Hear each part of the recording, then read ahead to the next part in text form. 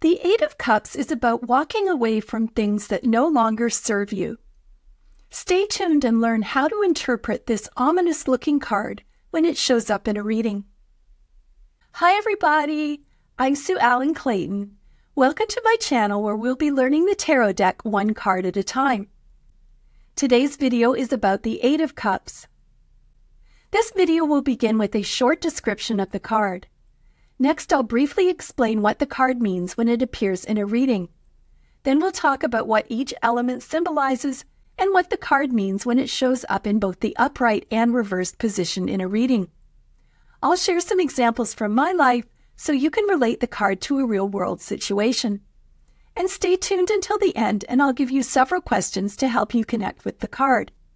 I will be using the Rider-Waite Tarot in this video. You'll find the link to the deck below, as well as to the many books I've used in my research. So let's get started. In the Eight of Cups, we see a figure walking away from us. He is wearing a red cloak, red shoes, and yellow tights. In his right hand is a staff. The water is still, and it looks like tide pools or some kind of marshland. The figure is climbing up the bank. We can see boulders along his route and two mountains surrounded by water. There is a lunar eclipse and the sky is dark. In the foreground of the card, we see 8 cups arranged in a group of 5 and a group of 3.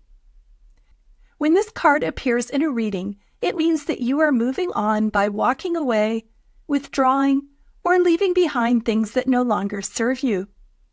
You have realized that the past is gone and better things await you in the future. This card can also refer to travel. Let's talk about the symbolism in this card. In the foreground of the card, we see 8 cups. 4 is normally a card of stability. Think about 4 table legs being stable.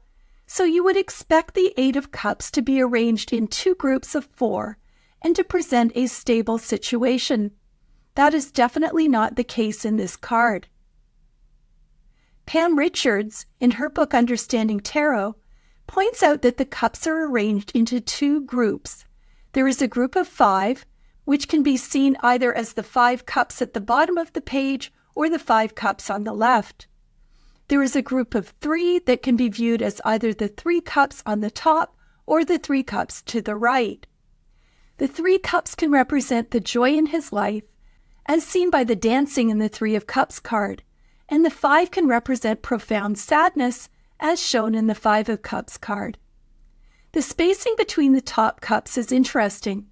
It looks like something is missing in his life and he's going off to find it. Since the cups are about emotions, we can guess that he is looking for a relationship of some sort, either with someone else, or connecting more deeply with himself, or even connecting more deeply with spirit. On that note, I'd like to give a shout out to Sam Magdaleno in his book, The Big Book of Tarot Meanings, for pointing out the break at the top of the V, which symbolizes the Roman number 5, that mirrors the break in the cups. Here's a comparison with the V on the 7 of Cups, so you can see what I mean. I had never noticed this, and it's a very cool detail. Let's talk for a moment about the water in this card. In tarot, water represents emotions and intuition. You'll notice that most of the Cups cards show water flowing, as you can see in the Ace, 5, and Queen of Cups on the screen. So what happens when the water doesn't flow? It becomes stagnant and can grow all kinds of nasty bacteria. The water in this card is not flowing. It represents that the man feels that he has become stagnant, so we can guess that he is moving on to regain a feeling of vitality and reconnect with his emotions. He is wearing a red cloak, yellow tights, and red boots. Red indicates passion for his next phase of life. Yellow indicates optimism, so we can guess that he knows that better things await. He is holding a staff. We can also see the staff in the Chariot, which is card number 7, and the Hermit, which is card number 9. It indicates power and confidence in your ability to move forward. The area looks like marshland, and he is walking uphill along the riverbank. We can see boulders and mountains ahead of him. There is no path along the river bank, so he is following what works for him or creating his own path. He is going uphill and towards mountains, which represents challenges, so it will not be an easy journey. He's also making this journey during a lunar eclipse, so the lack of light makes his journey even more challenging. According to Marcus Katz and Tally Goodwin in their book, Secrets of the Waite-Smith Tarot, the landscape of this card is based on a real place, which is Romney Marshes near Winchelsea in England. To quote Katz and Goodwin, "This landscape, a wetland area that stretches a fair distance, is haunted by tales of lost towns and smuggling. It brings to the card a sense of lost opportunities, forgotten deeds, and wasted commitment." Unquote. The lunar eclipse is based on a full lunar eclipse that Pamela Coleman Smith saw in June 1909 when she began work on illustrating the tarot deck.